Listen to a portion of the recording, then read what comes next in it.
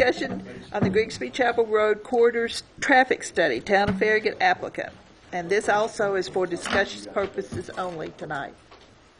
It'll come up here. I don't know what's going on. I had it minimized. Good evening. Good evening. It's been a little while since I've been in front of Planning Commission. You guys look good. You need to tell us who you are. Oh, I'm sorry. I am Daryl Smith, town engineer. I do exist.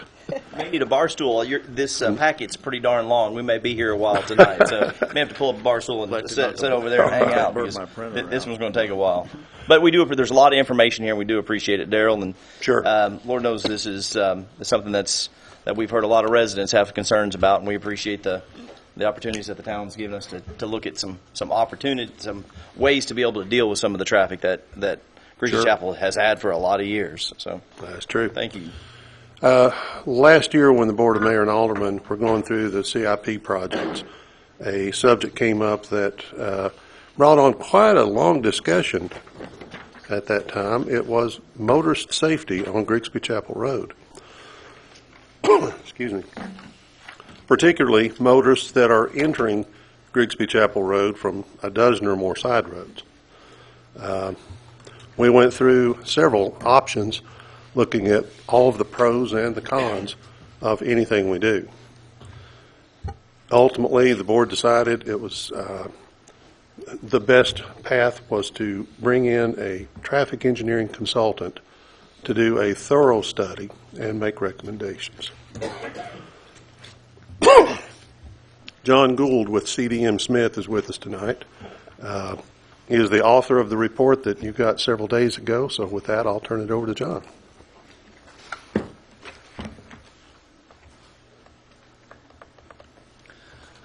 John Gould with CDM Smith. We have a number of slides to go through. An address, too, for your business, please? Address is 1100 Marion Street, Knoxville, Tennessee. Thank you. We have a number of slides to go through. Hopefully we'll go through quite a few of them fairly quickly unless you all have questions. If you do have any questions during this presentation, please stop me and we'll certainly try to address those questions at that time. First slide, please. What we wanted to concentrate on for the Grigsby Chapel Road is obviously the traffic capacity and level of service. Traffic safety is paramount for the corridor, as well as questions about the traffic control throughout the corridor. All these are sort of related to each other, and capacity and all that are affected by traffic control, and obviously safety is a result of all these conditions. So, next slide, please. As you all know, the Grigsby Chapel Road, the location of it is identified in this slide here. Next. Grigsby Chapel Road is a 3-lane divided as well as a 2-lane or 2-lane divided as well as a 3-lane undivided with a center turn lane in some of the locations at the intersections. Essentially a 1.5 mile roadway that extends from Smith Road to Campbell Station Road. Next slide. This project involved quite a bit of data collection. We essentially conducted 13 turning movement counts along the corridor, as well as a number of ATCs, automated traffic counts. We did these both during July before or during school's absence or while they were out for the summer break, as well as in the end of August when school was in session. So essentially we collected data twice for this corridor in order to look at the conditions with and without schools operating. This is just geometry showing the traffic control throughout the corridor, as well as the lanes through the corridor. We have a multi-way stop there at Smith Road, as well as most everything else through that corridor are side street stop signs, and obviously when you come to Campbell Station Road, a signalized intersection. Next slide. What we have here are essentially the July counts.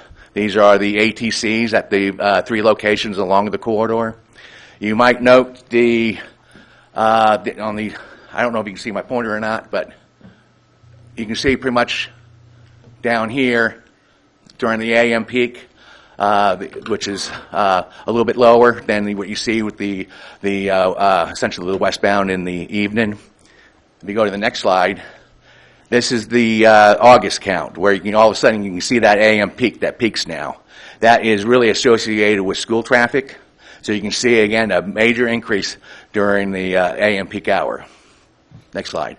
This shows a comparison at the ATC locations, the essentially July and August counts.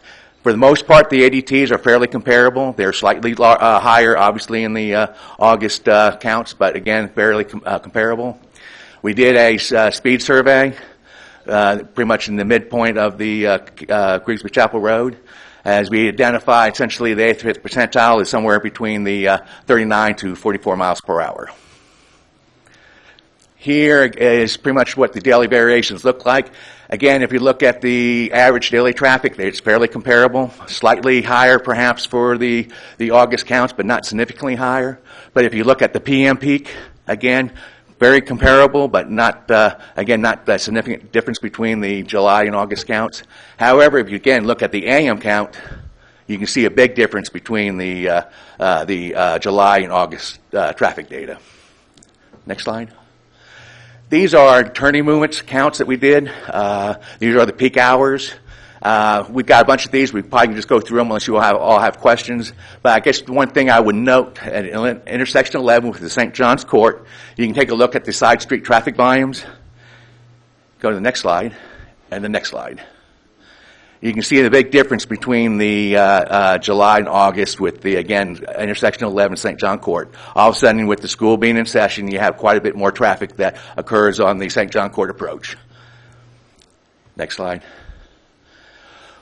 The thing, as we talked about, traffic safety along the corridor, we did an intensive accident history survey for the entire corridor. What we have here at Farragut Road, we identified sort of a concentration of 6 accidents.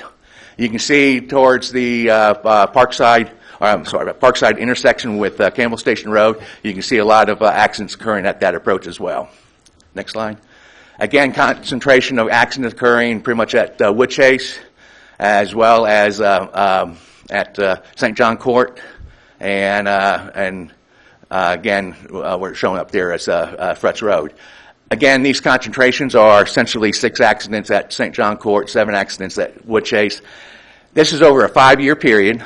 The total number of accidents along the Grigsby Chapel Road is 77 accidents for the entire 5-year period. Next slide.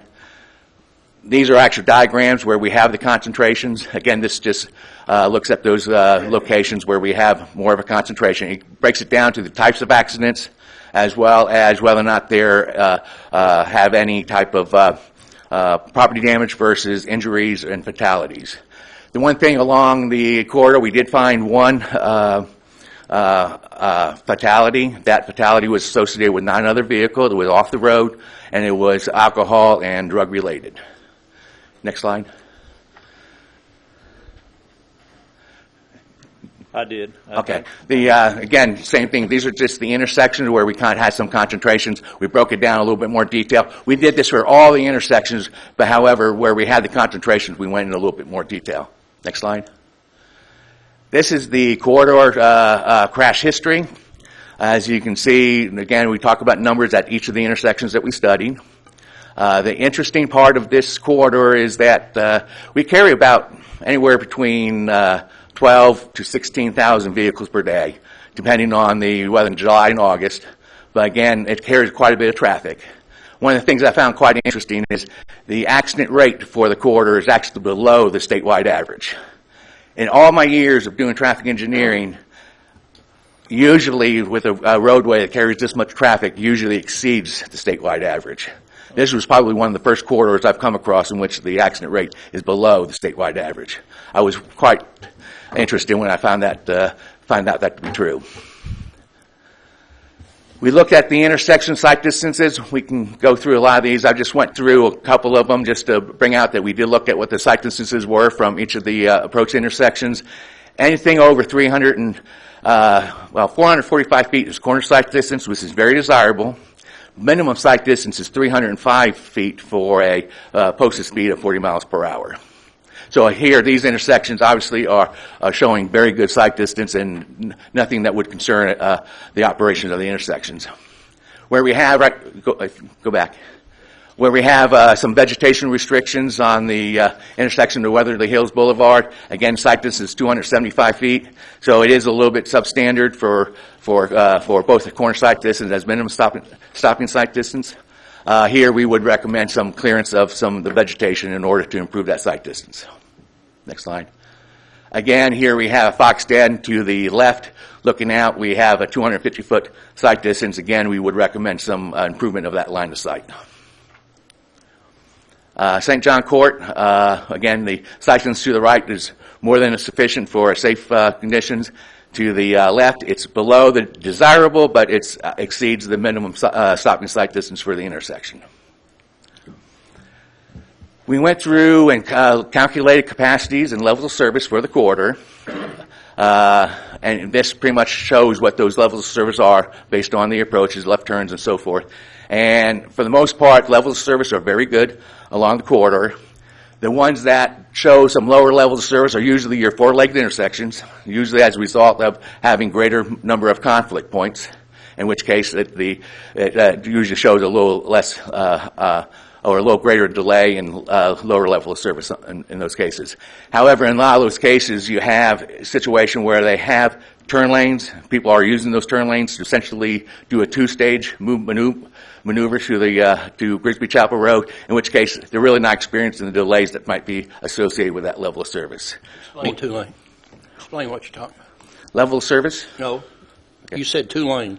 Okay. Where we have, at a lot of the intersections, you have essentially the three-lane section where we have a two-way left turn lane.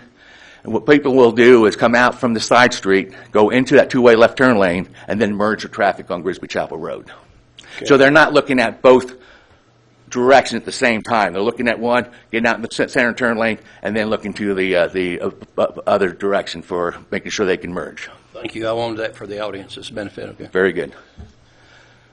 Again, level of service along the corridor, other than some of the four-legged intersections, we're showing very good level of service.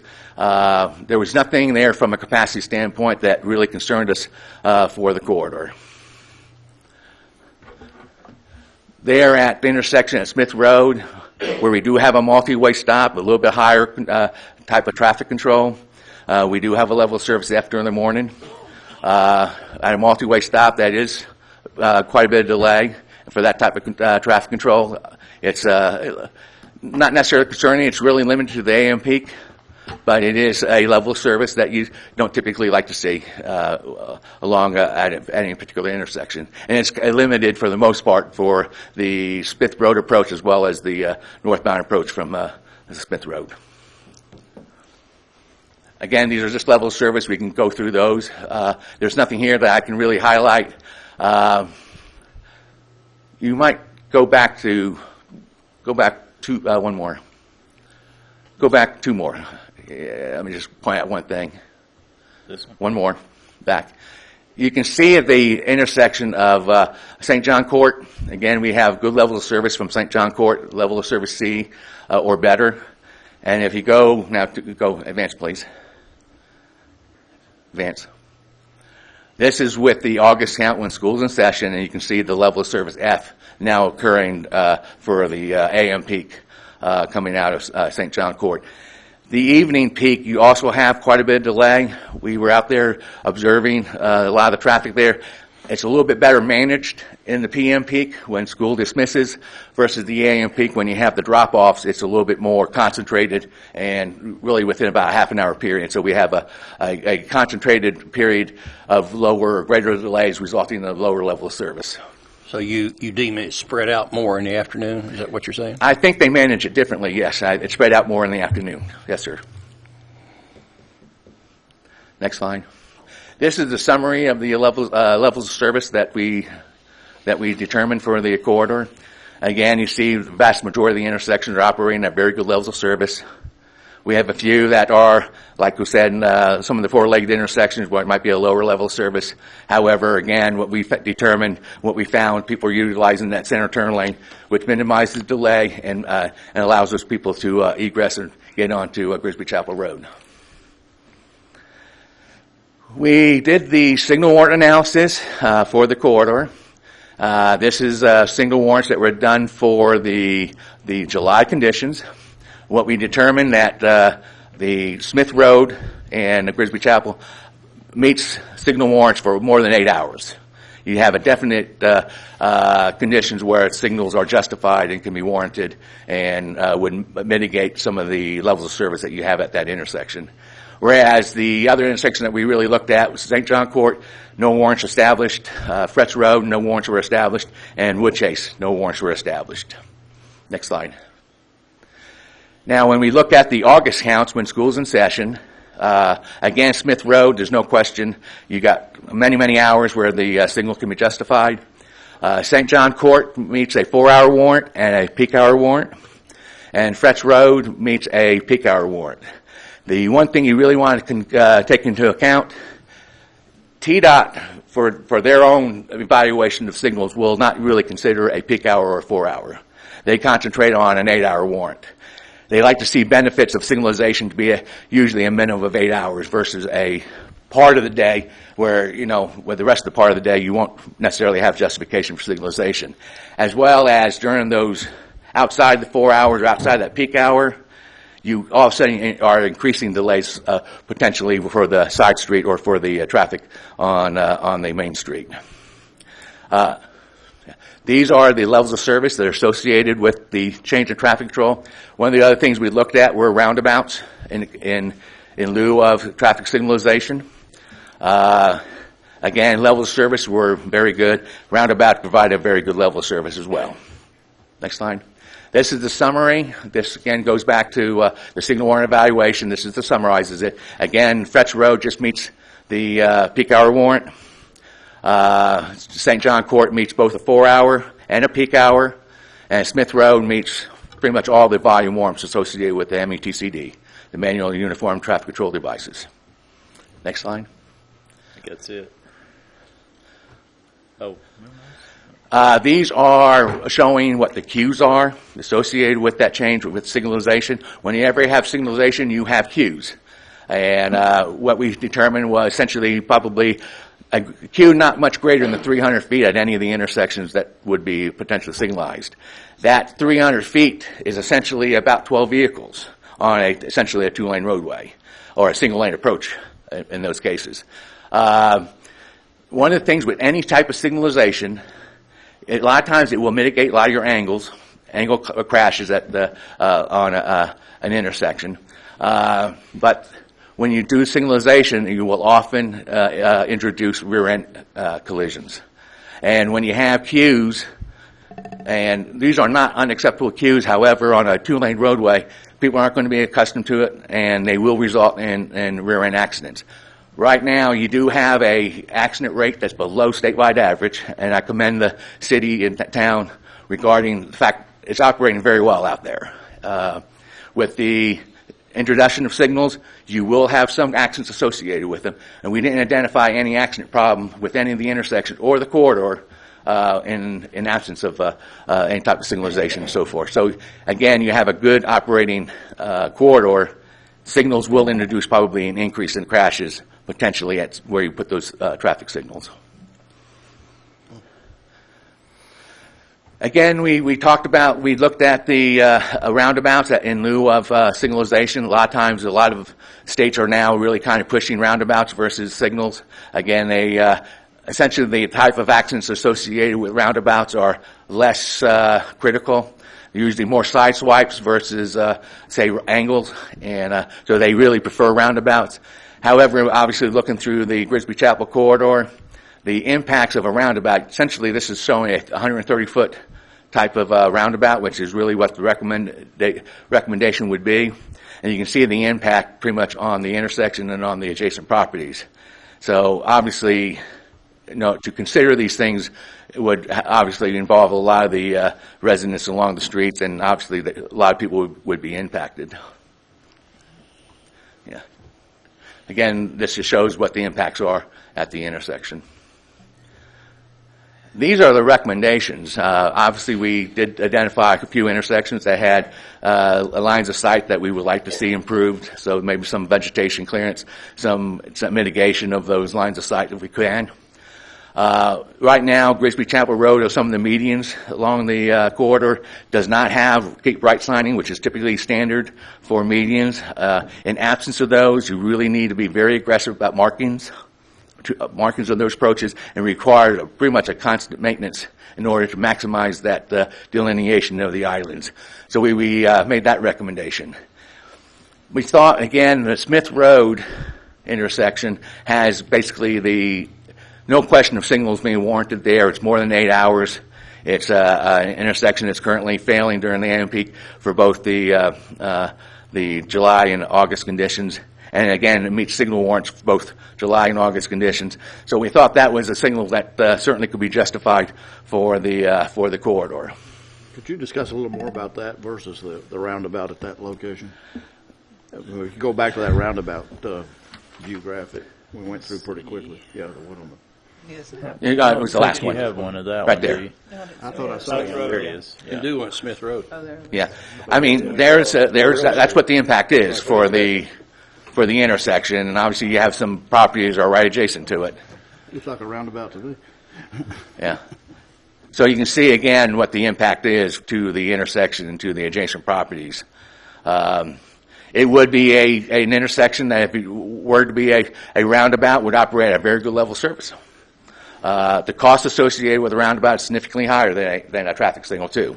But it won't create the traffic gaps at St. John that would be beneficial, would it? Yeah, roundabouts do not create gaps for the most part. They are what a lot of us in the profession will consider a continuous flow traffic control device. So essentially, you're not stopping anybody. You're slowing them down through the intersection, but you're not providing any gaps for the most part. So it's just the opposite. Yes, it doesn't create gaps. Compared to a signal, yes, that's correct. Mm-hmm. You can go back to the recommendations. I know what the conditions we have at St. John. I've seen out there the amount of traffic that queues up there during both the AM and PM peak. Again, it does not meet an 8-hour warrant, so you will not get benefit of signalization throughout the day. You would probably increase delays on St. John Court during the off-peak hours. We think you may get some gaps from the Smith Road intersection. You really don't have the accidents, as I indicated, at that intersection. You had 6 accidents over a period of 5 years. An accident warrant for signalization is usually 5 accidents within a calendar year. And obviously with 6 accidents over a period of 5 years, it's not even close to warrant any type of accident. So the intersection, people know the traffic on Grigsby Chapel. I was really kind of impressed when I was observing out there. I actually took some video out there myself. And traffic actually moves relatively well given the conditions and what happens during the dismissal of St. John Newman. I was impressed how the people handle the traffic during those peak hours. But we think, again, with signalization of Smith Road, there might provide some additional gaps to St. John Court, and it may help some of the traffic conditions there. We think that if you start with that signalization, you can see what the impacts are associated with St. John Court, whether or not it improves it, and maybe look at that down the road, whether or not you really need the signalization of St. John Court. John, do you think having a signalized intersection at Smith Road, would that help discourage some of the through traffic that area gets, Smith Road and Grigsby Chapel? I mean, how does that work as a deterrent? I don't think the signalization is going to be a deterrent, in my mind. Well, you don't think the chance of catching a red light is a deterrent? Right now, it's a multi-way stop, so you're going to stop no regardless at this point. I can tell you right now, I live in Lenore City. I drive Grigsby Chapel on a regular basis to go over to Parkside Drive and so forth. And I can tell you, if signalizing that intersection, I do not think would deter me from. Well, let me ask you this: would it encourage people to use that aren't using it? I don't think it's going to have a significant impact. Okay. No. Well, I mean, do you have any recommendations? Because my instinct is, and I do drive that area a lot, and I work in West Farragut, and if I'm over at Parkside Drive, the easiest way to get from West Farragut to Parkside Drive is through this intersection, through Smith Road. Do you have any recommendations of what? I mean, we tried the islands, and the islands are awesome. They require a lot of maintenance. I think they may or may not discourage people from traveling on there. I think they do help a little bit with speed. But would you have any recommendations to discourage some of the through traffic, because to me, 15,000 cars a day is a lot of traffic. It's a lot of traffic. It's a minor arterial. It carries. I was really surprised to see the volume of traffic on it. And when I was out there and doing, matter of fact, looking at the sight distances, things like that, it's a pretty continuous flow. I mean, it does carry quite a bit of traffic. There's no question about that. Trying to deter traffic, I can tell you one of the reasons why I drive that way is obviously you have, the town has the intersection to Campbell Station Road and Kingston Pike, which is essentially over capacity and saturated. And that is a way people are avoiding that left turn movement. And I believe that's actually something that's being studied right now, and some way to alleviate or mitigate that particular capacity issue. With that resolved, I think there would be some traffic that would maybe continue on Kingston Pike and then getting onto Campbell Station Road, using something other than Grigsby Chapel. Mr. Goodall, this was really very helpful. It identified issues I really didn't realize we had with Hollyoaks and St. Charles and those two intersections. Did not realize that that's where the issue apparently is, all year long. So I was appreciative to see these numbers because it really did help us really understand what's going on this corridor. But I would be remiss as a person who's really trying to get a control on our speed of our roads, and I'm going to beat up the engineering field just a little bit because I have the opportunity to. So on page 2.1 of your existing traffic conditions, you mentioned the automatic traffic count at Weatherly Hills found prevailing speed at 85th percentile at 44 miles per hour eastbound and 39 miles per hour westbound, thereby confirming the posted speed limit of 40 miles per hour as appropriate. This frustrates me from the perspective of 40 miles per hour might be appropriate as an 85th percentile measuring of car speed, but it is not appropriate for pedestrian safety. And I'm looking forward to the day that the engineering field of vehicular travel catches up with the idea that we need to address pedestrian safety as well, because someone gets hit going 40 miles per hour, a car going 40 miles per hour, and this is a residential area. Their likelihood of survival is pretty low. So, and we have people trying to cross this street to get to greenway trails on the other side. Now we are trying to identify. We've funded in our upcoming budget a opportunity to identify some mid-block crosswalks, because the only two crosswalks we have are at Grigsby Chapel and at close to the intersection at Campbell Station and at Smith Road. So there's about 1.5 miles between two crosswalks where people are trying to get across. So that frustrates me just because I know that from a federal funding point of view, the feds have tied funding to us having to start addressing and improving safety on all our public roads, including our local roads, which includes addressing requirements to lower non-motorized serious injuries. And if every time we're looking at a road and we're identifying that it's appropriately, it's got the appropriate speed limit because that's the 85th percentile, and we're ignoring that there's pedestrians there, I think there's an opportunity to lower the speed limit here. Well, let me first say real quick, the 85th percentile is not because of the posted speed limit.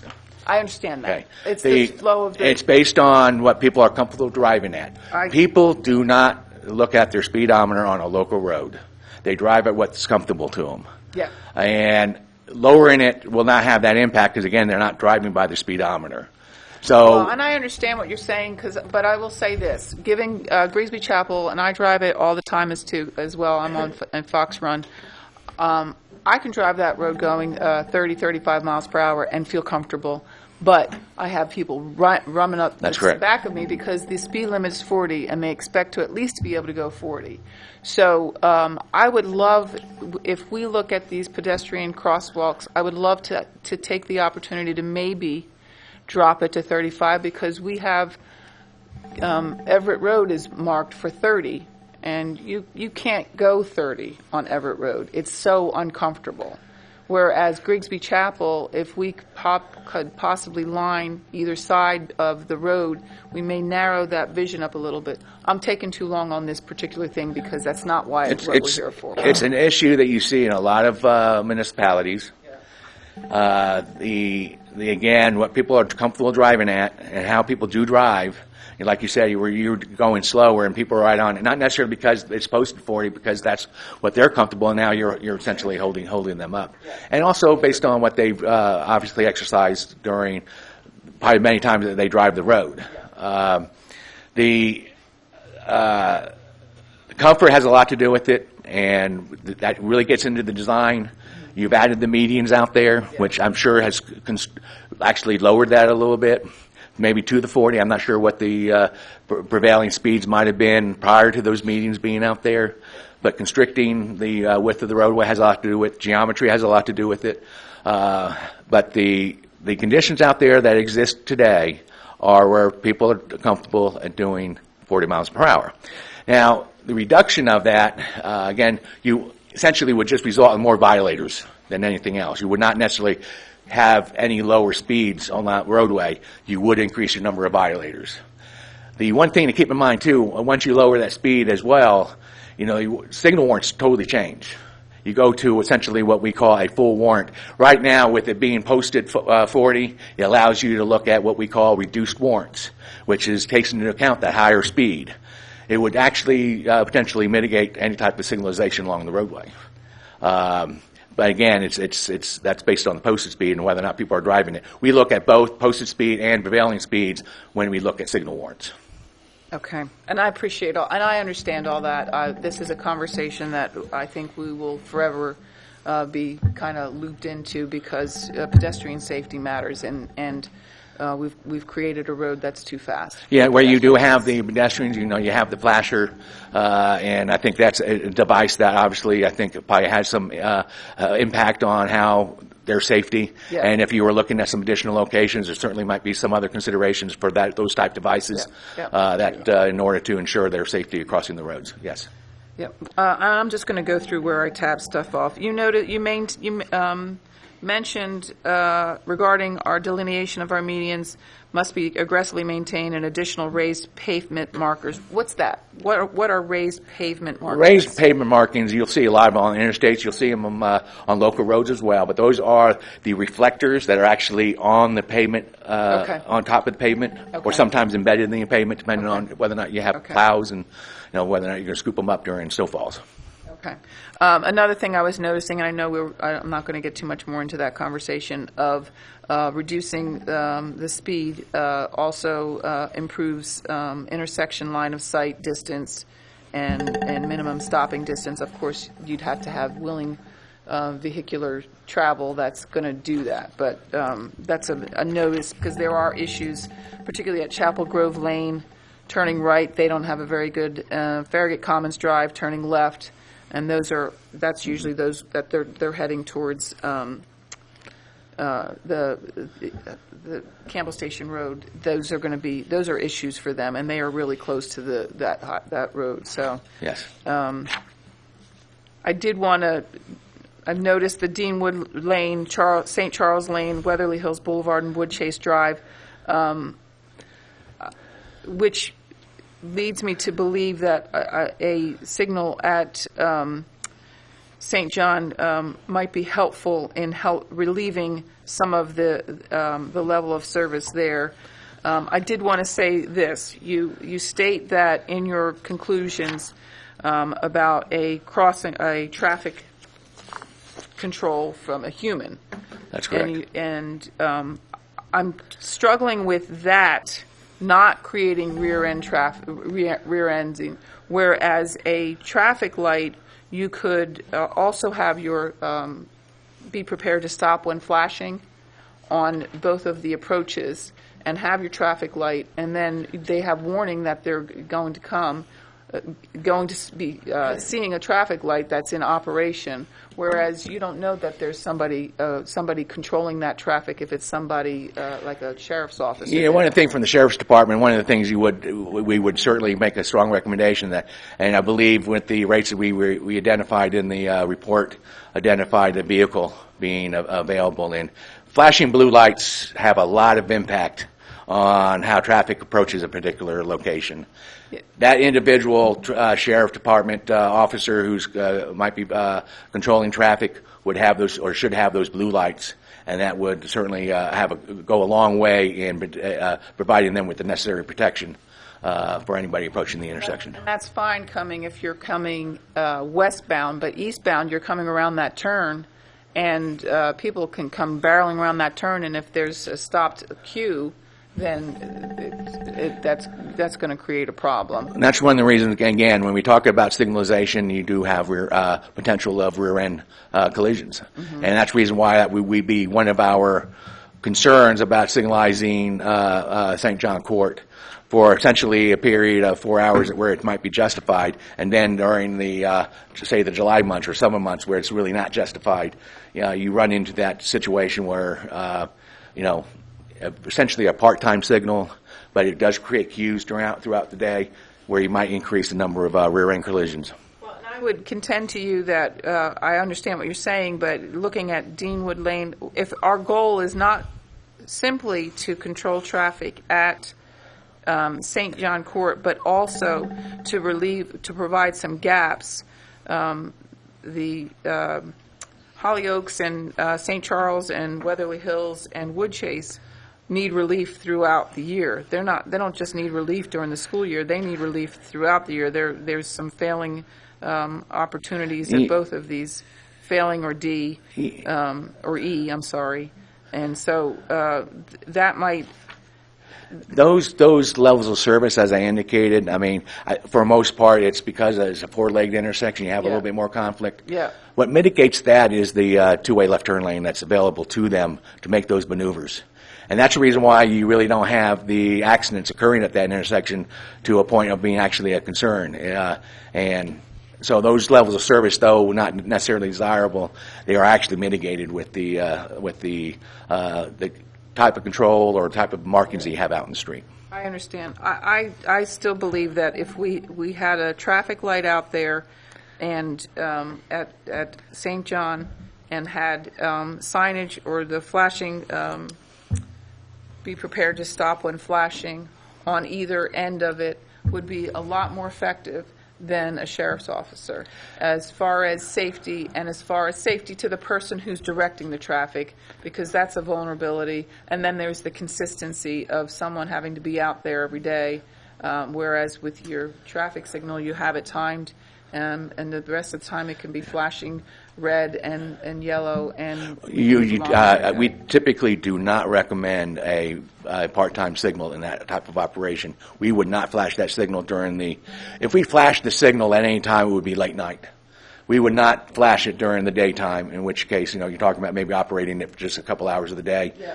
That really surprises people's reaction to it, and you will definitely have rear-end collisions associated with it. I'm just trying to think outside the box. And I appreciate that. The residents on this corridor are struggling, and they've been struggling for some time. And I know that this report was very frustrating to them. It's a very... What really caught me by surprise is that the fact of the matter is that the accident rate is so low for that roadway. It really told me that though there's that level of traffic, that volume of traffic, it's actually operating in a fairly safe manner.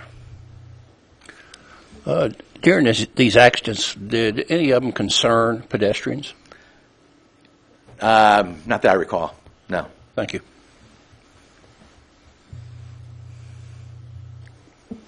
Does anybody else have any questions or I have comments? a couple of citizen comments, unless you all have some. You want me to call them to the... I'm Gary Steimer. I live at 809 O'Connell Drive in Farragut. I live in Prestwick Place, and St. John's is that's the first subdivision it goes through. And the subdivisions there are a little different than the rest of the roads coming off of Grigsby Chapel because we have 3 major subdivisions, a school, and a church. So the traffic coming out and going in exceeds what it does on the other ones. See if I can read my chicken scratch here. Another problem we have on Grigsby Chapel is a safety thing. I don't know whether you addressed it or not. When St. John's Court, where it intersects with Grigsby Chapel, there's a left and right turn lane. Cars stop right next to each other. So if somebody's looking to the right, they can't see. If somebody's looking to the left, they can't see. You just got to hope that your neighbor pulls up and waits for you to get out. It creates a very, very unsafe problem. I think you know what I'm talking about. And that needs to be remedied somehow. Has your study been completed, sir? Yes, sir. I noticed this week I saw a counter going across St. John's Court right as you turn off Grigsby Chapel. Do we know anything about that? I know that they do counts. I don't know about the cameras, but I know that TDOT does counts every so often. Okay, That yeah, it's a may rubber be- hose going across there. Yeah, I think it's one of theirs. yeah, Okay. they do Yeah. counts. Do every we so know why often. they're doing it? They just They update the Okay. counts. randomly do things like that. Okay. They don't tell us, they just do it. Mr. Steinberg, they keep counts. If you go on the KGIS or our local organization keeps counts that they look at. I think it's an annual count that they go out and they get all these different areas that they get information on. Yeah. Last year, a study was done. I don't know if it was done by your company or another company, and the result of that was that a traffic light was warranted at St. John's Court, and the council budgeted funding for that for this fiscal year or this calendar year, however it runs. Is that negated by this study? That study came up with the same warrants as this study. So it met 2 of the warrants. There's 8 total warrants? There's 11 total warrants. Okay. So this study, this more in-depth study came up with the same 2, correct? Am I correct, Sarah? I'm not- Same 2 warrants? I think that's correct. Same 2 warrants during the school time. Okay, because what I understood when I sat for the last meeting was that a traffic light was warranted. There was no stipulation on, the different types of warrants. Because that was warranted, and I think they budgeted, I don't know how many thousands of dollars, which is probably still in the budget. It's the same 2 warrant. They found the same 2 warrants. Okay. It didn't meet the 8-hour warrant, which is the one that TDOT is what Mr. Gould is. So if it does not meet the 8-hour warrant, they won't recommend a traffic light. What happens if the study with Smith Road says doesn't change anything? Can we go ahead and approve a traffic light there anyway? You can. Yes, you can. It's a warranted signal based on the peak hour and 4-hour warrant. Those are legitimate warrants. TDOT doesn't look at them because they're limited benefit. And that's the reason why they don't typically respect them to the degree that some others might. The peak hour and 4-hour, like you say, kind of again, it's a benefit. It's kind of limited versus an 8-hour warrant, which is essentially an all-day type of benefit versus. But as the Vice Mayor indicated, has anybody looked at if you put a signal there, whether it's a positive effect on the downstream subdivisions going towards North Campbell Station, whether it gives them time to get out? Given the operation of that signal, that if you put a signal at St. John's Court, unless you operate it in a pre-time condition, again, it's going to be green on Grigsby Chapel. You might actually increase speeds, people accelerating at the signal and so forth.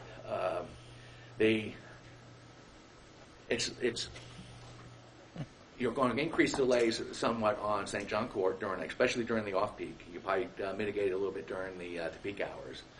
Downstream from that, again, that light, that St. John Court is probably going to be green the vast majority of the time. So you're really not going to affect the traffic at those other intersections, other than during maybe the peak hours of the day. And unless you take your traffic study and take the light and what's the word I'm looking for? Put it in a computer and make it timed to where it will help those people downstream. Put a program in there to make it work at the proper times. If I were to signalize an intersection for downstream, I would basically operate as a pre-time, which actually probably increase delay even further on the St. John Court.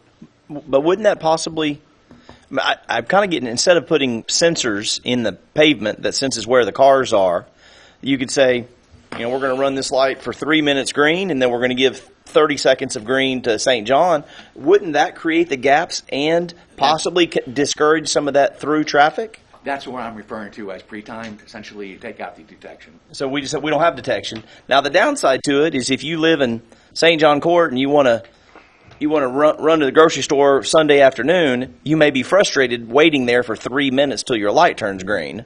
But Except if you go into Ingles, you can take a right turn. You don't have to worry. well, that's Right on true. your- There you go. Angles. So you're coming through on Kingston Pike. The other thing that I want to point out here is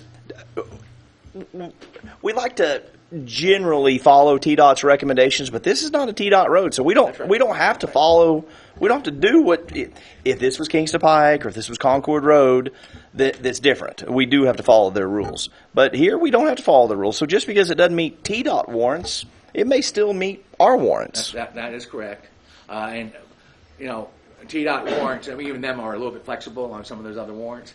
However, again, the overall premise is, again, the benefit of the signalization. And yes, it's your decision. It is a warrant signal. You can justify based on that warrant whether or not you get that much benefit. You're going to have maybe some increased accidents associated. You're going to have some increased delay associated with it because you're also, again, slowing down traffic with the changing of the light.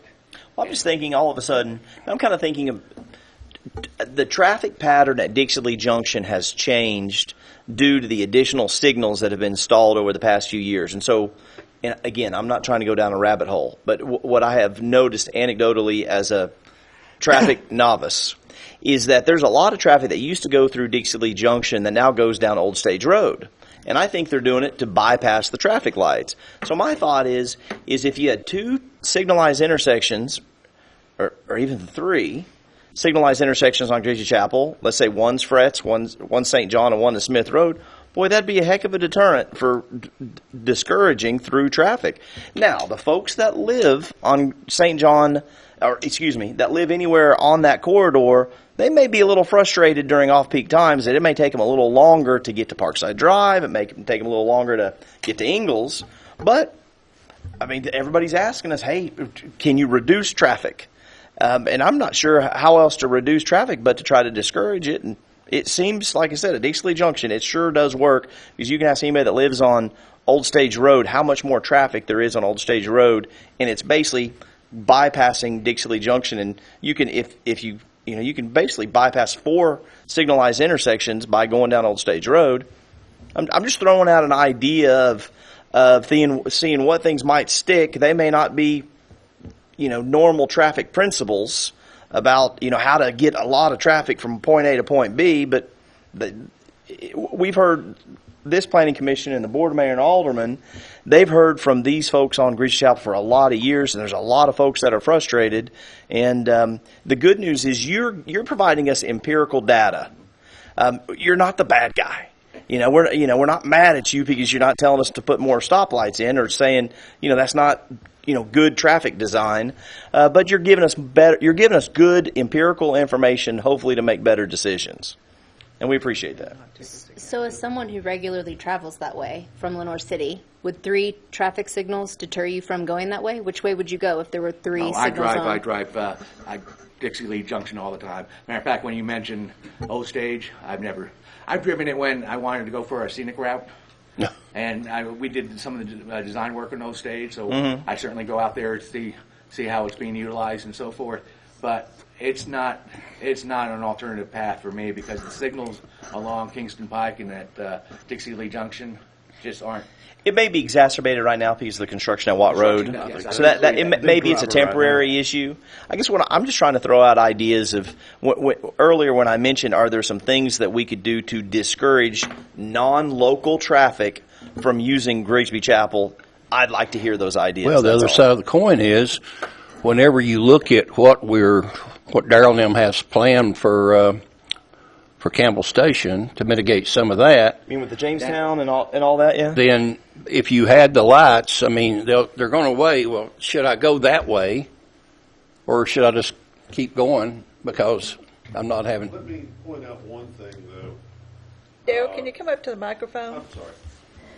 I just got a couple more points. If we deter traffic away from Grigsby Chapel Road, where will it go? What route will it use? Right, On that's- Kingston Pike. That's kind of why I was asking him. So- Where he'd go. If we push 6,000 vehicles off of Grigsby Chapel Road, that's a pretty acceptable, I mean, that's a big chunk. We can get rid of third up, okay. But we don't have problems on Kingston Pike.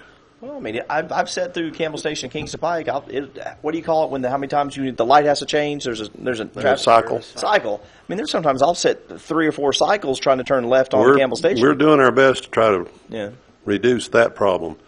And I would agree, just to add on to that, we've just completed Concord Road, which is now putting, instead of 2 lanes, went to 5 lanes. Now we have 5 lanes heading straight up from Concord Circle to the heart of our town. We have 2 state highways coming through the middle of our town, and we're getting no help from Knox County or Loudoun County to absorb,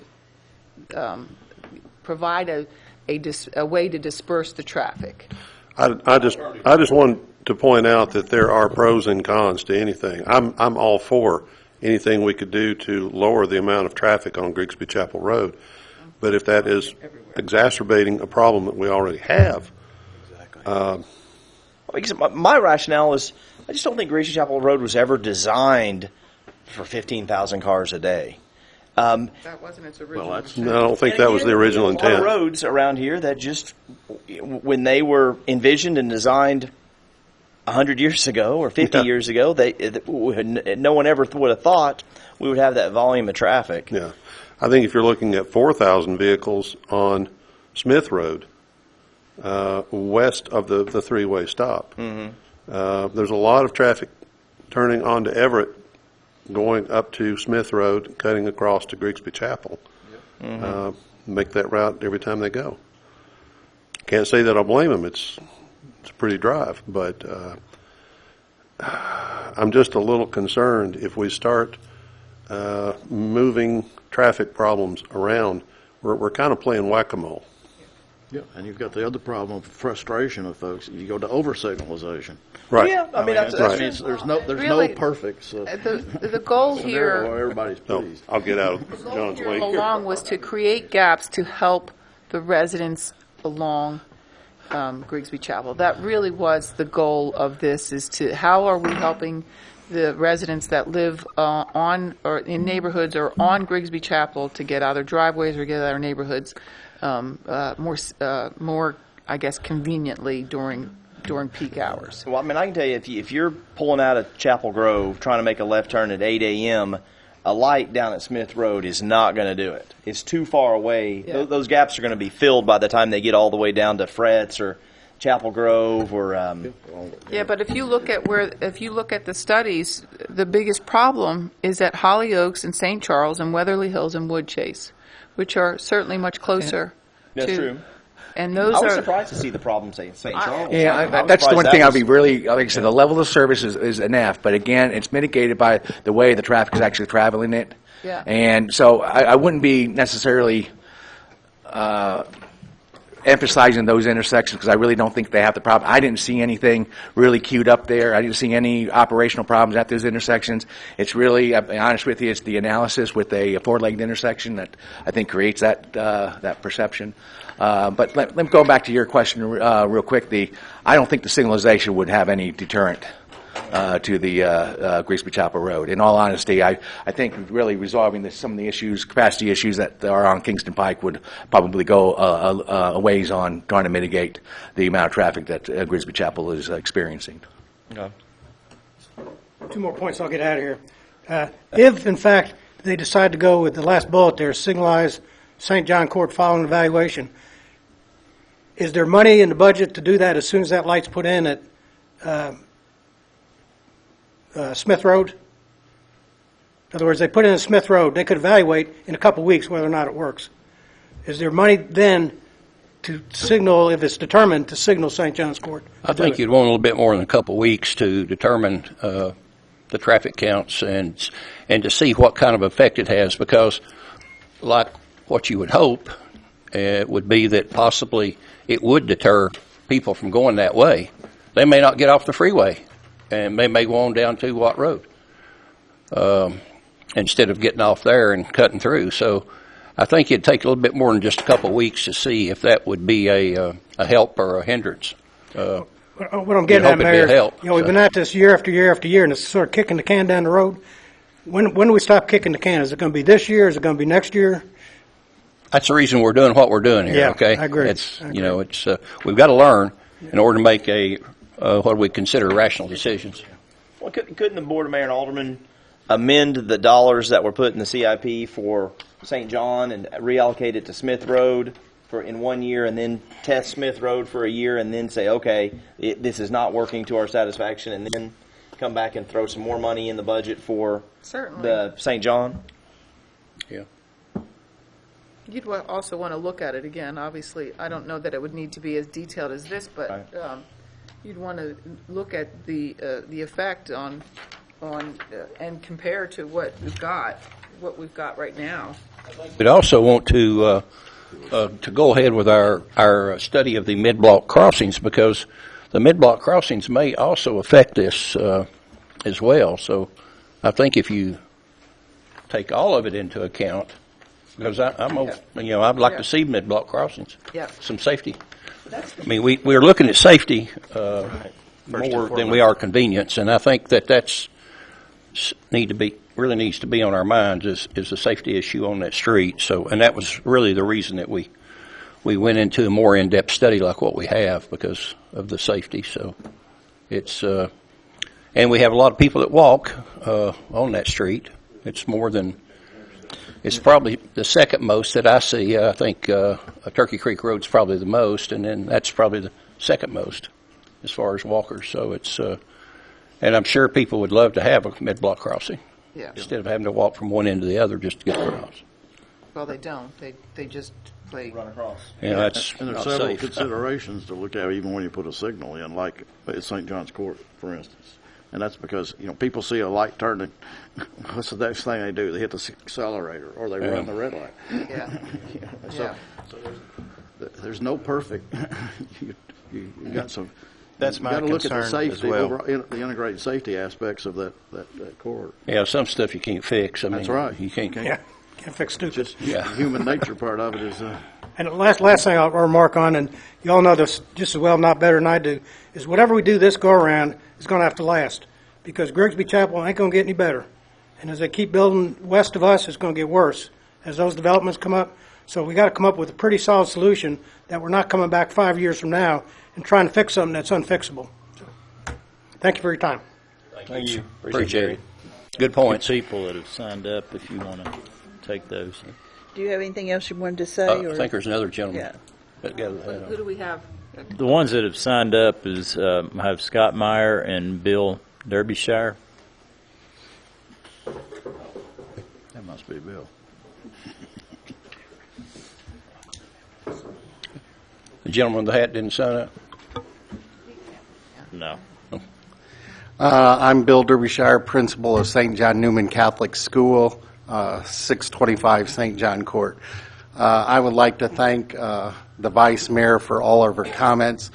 She hit most of the ones that I was concerned about. There are a couple that I am still a little concerned about. One is speed during the school zone. Where the speed detector was placed was an awful long way from where our school zone is. And if any of you have been sitting at St. John Court during the school zone hours, cars go pretty fast through there. Was there any consideration for the speed during the school zones? Because as a principal, my ultimate duty is to protect my children that come to this school. And heaven forbid I lose one at that intersection. And it only takes one. But that's my concern. The other concern that I have, and that was not addressed in there, is I'm a parishioner of the church also. And there was no mention whatsoever in that report about the church traffic at the four masses that we have at the church. And on Saturday at 4:30, average attendance from January till now was about 320 at 4:30. Say 2 people per car, that's an extra 160 cars trying to get out at 4:30. 8:30, it's 240 for that same time period. 10:30 mass, 350. So that's a lot of additional traffic that is trying to get in and out on that road, other than normal weekend traffic. Those are my biggest concerns right now. And again, thank you, Vice Mayor. You hit most of mine. So I thank you for your support. So thank you. I have a question for you. I noticed there are kids that do walk to school. Do you have very many kids that walk or ride a bicycle to school? I can think of 3. Mostly because it's not safe enough. Yes, and most of them don't ever cross Grigsby Chapel Road. They get on the green whatever, way. yes, on our side. Some walk back in on O'Connell Drive and those, but no. And I have a bunch that live in Village Green that they just won't do that. Parents won't let them do that. No. And I think that is one of our biggest challenges as a community. If we ever want to really consider ourselves pedestrian safe and pedestrian friendly, and I know this is maybe pie in the sky, walking to school is one of those, or riding your bike to school is one of those things, one of those goals that we should be aspiring to. And we certainly, this is going to be our struggle, dealing with vehicular traffic and wanting kids to be able to have that traditional great experience that we all had growing up. Thank you. Thank you. Anybody else with questions or comments? Scott?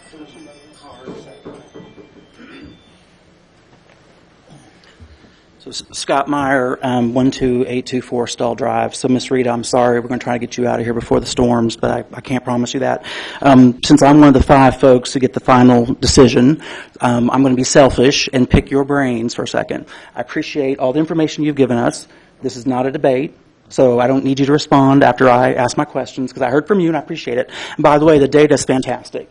So in no ways am I in any way debating the information in here. A couple things. Daryl, I'm a little bit surprised that there is a recommendation to talk to the sheriff about a cross guard, because in the BOMA workshop, I think I made it really clear that Mr. Derbyshire doesn't have $40,000 in his budget to pay for that. So I don't think that's realistic. So I want to make that premise to you all that St. John Newman, just like any other school in Farragut, is not responsible for creating safe roads. We are. You all and me, not the school. And they don't have the money to begin with. So I don't think, and then, by the way, the other question I have for you in this recommendation, another reason why I think it needs to come out is because who's going to manage the cross guard? Mr. Derbyshire or you?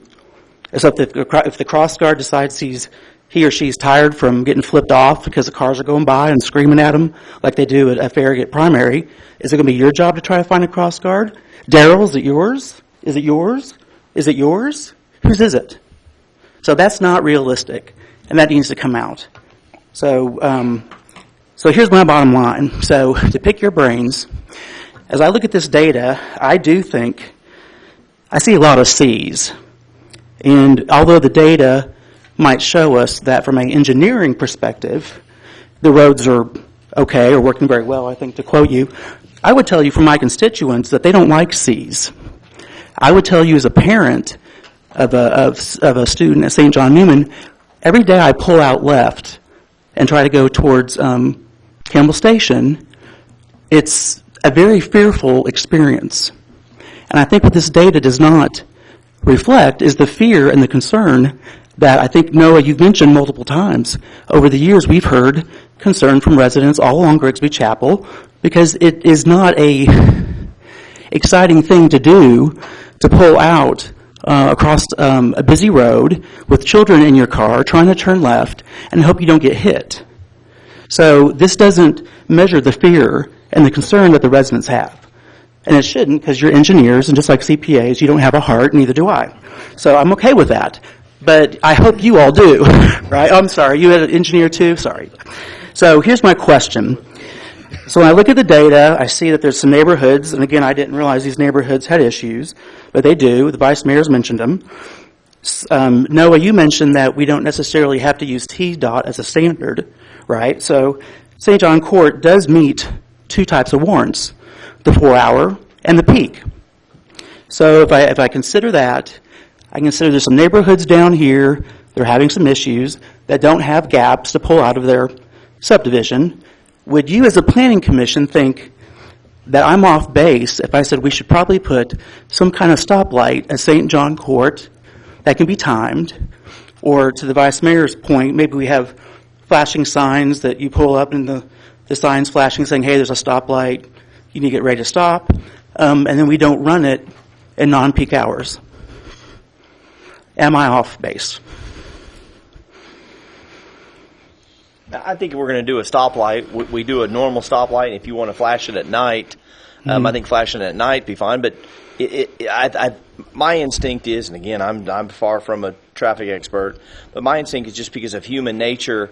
If you're only running that stoplight from, I don't know, let's say 7:30 to 9:30, and then you're going to let it just flash, until 3 o'clock in the afternoon, I think you're asking for folks that are just on autopilot going through there to have a terrible accident. And again, I don't know the data that says that this is a good or bad decision, but that's my instinct. But wouldn't you think the cross guard would cause the same thing? Well, my thought is I actually probably should just support a signal. Let's just do just a regular signal there. Okay. So and you're, you're okay. I'm Good. not the decision Ed, what do you maker, the think? Board of Mayor and Alderman is, but well, my thought is the reason here, I already had voiced what I wanted, and now we paid $70,000 for a study that kind of showed us already what we knew, and we've punted it down the road, and now we're here with you. And so we are expecting some kind of expertise comment. So I appreciate that, Noah, that you're thinking, yeah, a signal would work. What about you, Shannon? What do you think? As long as the unintended consequences of putting the signal there have been evaluated and the benefit outweighs the risk of the additional accidents and stuff, then I'm fine with the signal there. Thank you. What about you, Michael? I'm concerned about a safety light or signal light causing additional traffic problems and accidents. That's a major concern. I want it to be safer. Sure. Not. And if I read this, I was scared too all about the signal. But I thought, well, why isn't it scary about the cross guard? But you don't hear any scary comments in this study about the cross guard, do you? And what's interesting is a signal, those little flashing lights will probably work all the time, right? But who's going to tell all those folks who apparently zone out when they drive or aren't paying attention that, hey, Scott, the fat cross guard up here, he's not here today. So make sure you don't run into anybody. Does that make sense? Well, yeah, I experienced that from Farragut Primary. Okay. Turning right or left. Yeah, because the guy quit. I guess the guy who was the crossing guard quit because people flipped him off and he took off, and now here we go. Another circus. Yeah. Humans probably don't work very well. Right. Controlling traffic. That's what my about only you, concern Ed? is increasing traffic accidents. Thank you. Thank you. What about you, Ed? Well, I'm kind of point where I'd like to see the Smith Road have a little bit of feel for that one to know how that would operate. I would definitely support a light based on what that would tell us. Okay. I wouldn't wait a year to do it. I think, but you have to get a little bit where maybe close enough to where you've got non-school to kind of get a little bit more of what's going on there.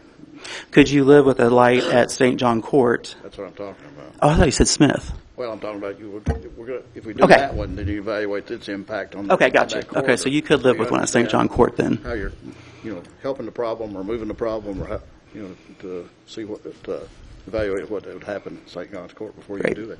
Thank you. And Ms. Rita, I can't step down without hearing from you. I'm concerned too about the people just not paying attention the rest of the time, but I think it needs to be operational the whole time. Right. Well, I think it's like Noah said. I think so.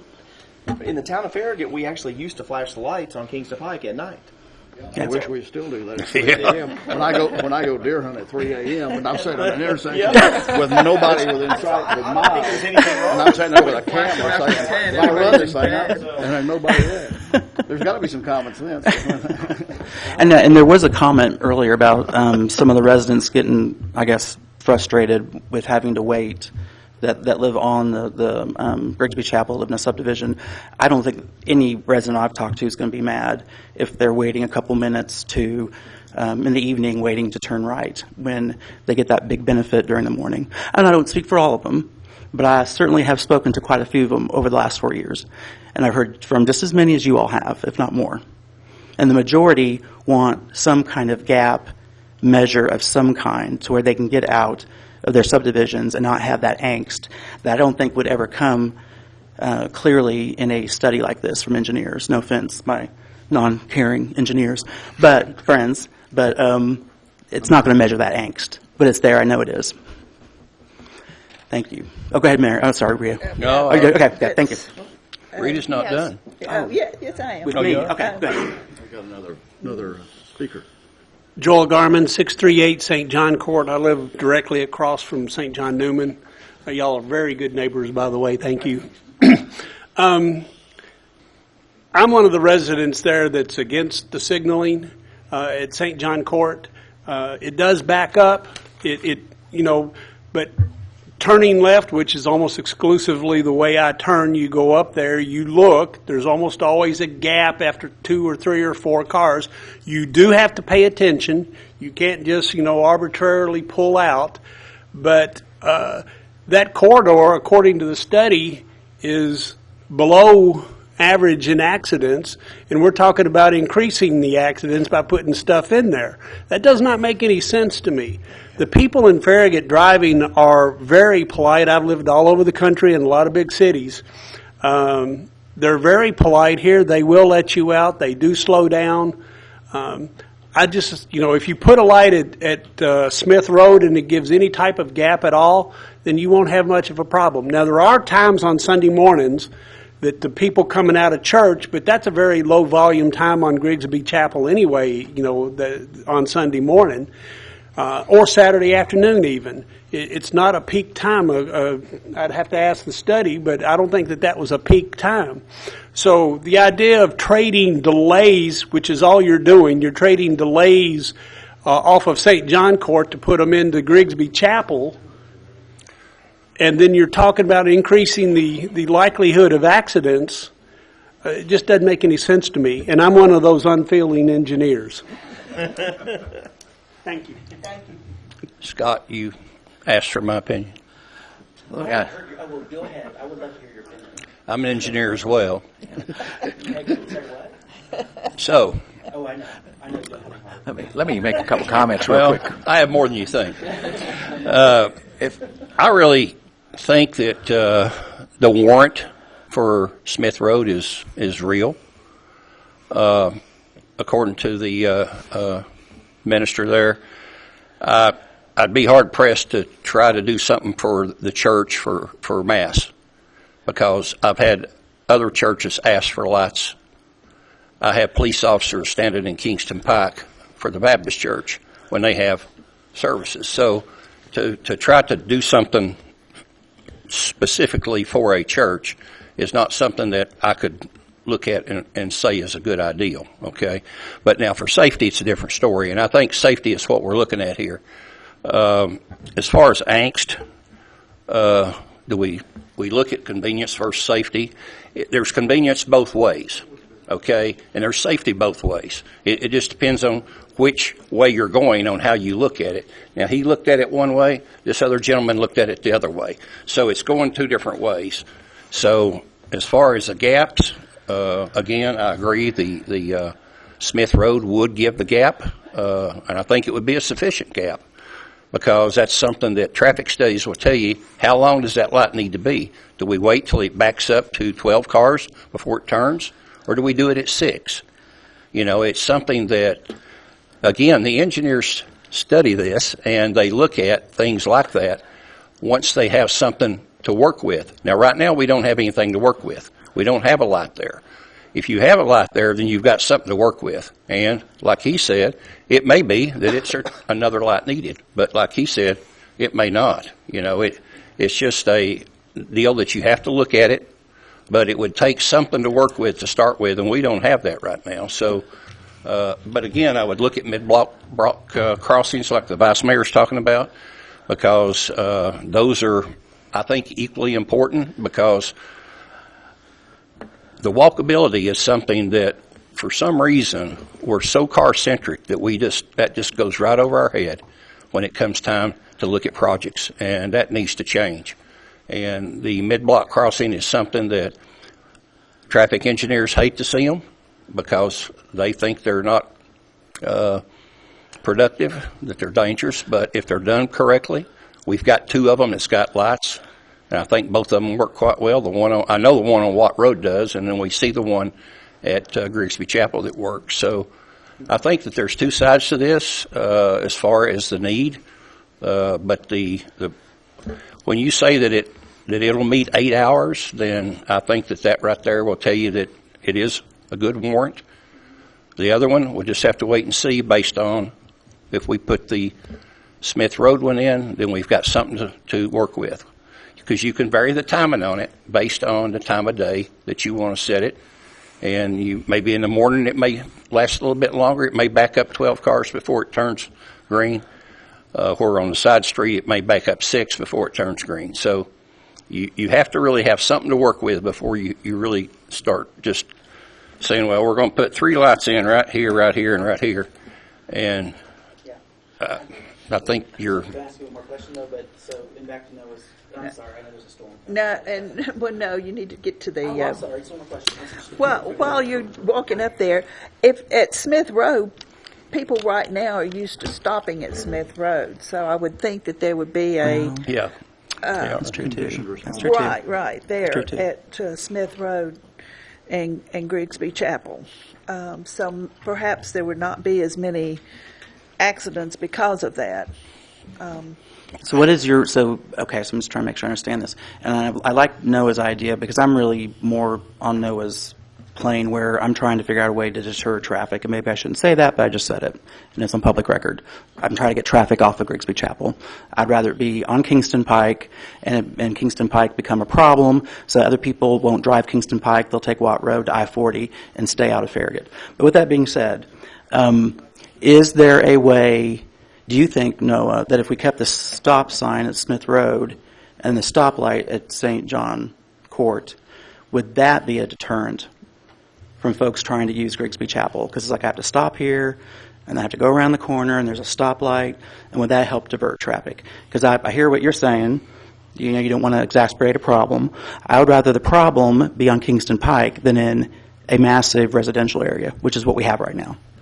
So, I think you create rear enders, because that's my thought. You'd have rear enders when you come around that corner. You've stopped, you've took off. Okay, no stoplight there, just stop sign. You've took off, and you go around that corner, and then there's a light, and there's somebody stopped. And I think you'd create rear enders where, if you had it at Smith Road and you had the gap to where the people that's coming out of the subdivisions, you said there's 4, I think, that's in that area. Mm-hmm. So that would give, I think, them the gap that they would need in order to come out. Now, with school traffic, then I think Darrell's group could look at the timing to be a little bit different during peak. That's one of the things that he talked about, was the peak times, and I think you need to pay attention to the peak times whenever you're timing lights. So that's all I'm going to say. I don't want to argue with you. Okay. I'm not going to argue. I'm just curious. I mean, to me, I like Noah's idea of trying to get people off of Grigsby Chapel, or that was something you mentioned. There's a lot of non-local traffic on Grigsby Chapel. No offense, for better or for worse. And we're delighted for folks to come into our community and spend money at our stores, but there are areas that weren't designed for all that through traffic. You had asked me a question about the stoplights. My thought is, one stoplight at Smith Road is probably not going to do anything to discourage through traffic. And based upon just some experience, again, at Dixley Junction before the construction at Watt Road, is that it's probably going to take a couple of stoplights. But I also support the idea of the intersection that is most failing is Smith Road. The empirical data is shown that tonight. So my thought is, do a full signalized intersection at Smith Road reevaluate if it doesn't improve things at St. John, and it's at a minimum, if it's not improving the two areas of warrants, the 1 hour and the 4 hour warrants, then St. John should get a signalized intersection also. Okay. The curves don't bother me. We think of Kingston Pike between Old Stage Road and Everett Road, both of which are signalized.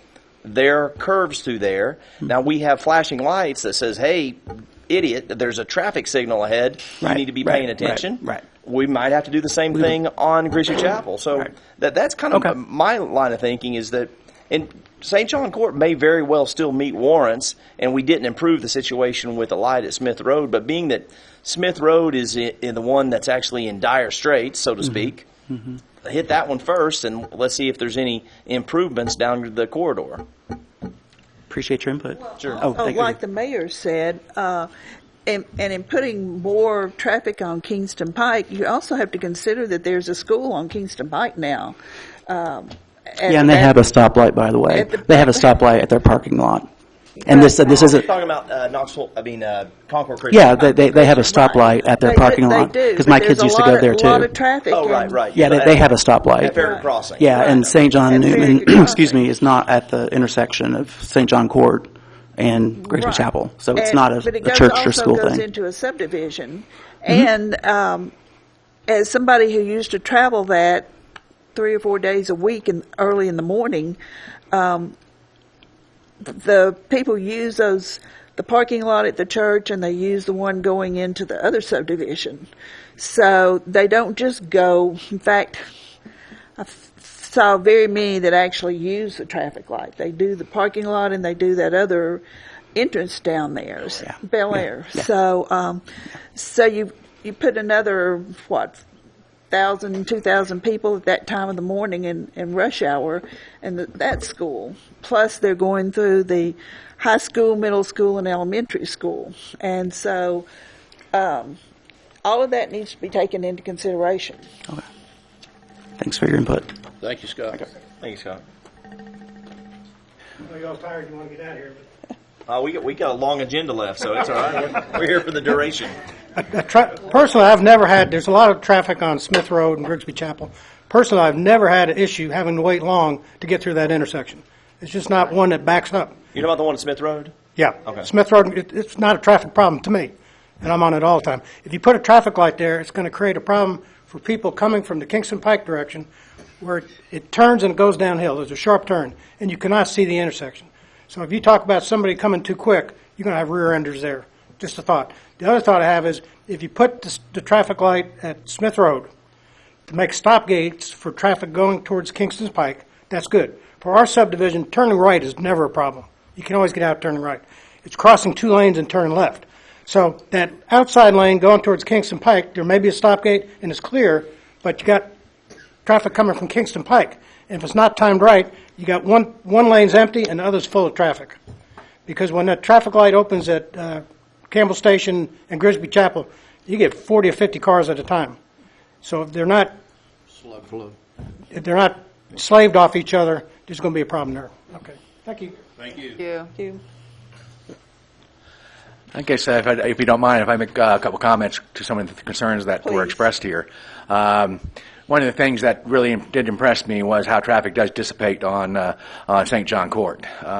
It queues up, goes back to essentially the driveway to the school, but it dissipates in about 5 or 6 minutes. For a school to dissipate like that was actually pretty impressive, and I think it has a lot to do with how you all actually discharge the students in the afternoon, which is actually I commend you all for.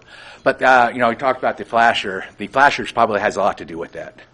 I think the current flasher that's actuated with the St. John Court approach, I think that does slow traffic down. I think that's the reason why you don't have an accident problem at that location. I think that's the reason why that queue of traffic does dissipate within that period of time. So there's some benefit to that flasher that's occurring. That's what I associated with how that intersection operated. Both the schools. The school zone flasher.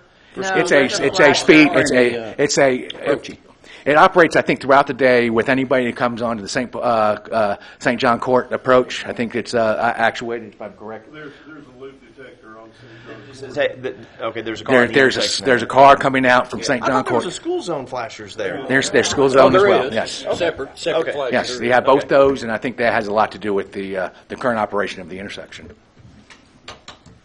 Thank you. Thank you. Anybody Good discussion. Else? Yes. Does anybody else have any questions or comments? If not, we will move on to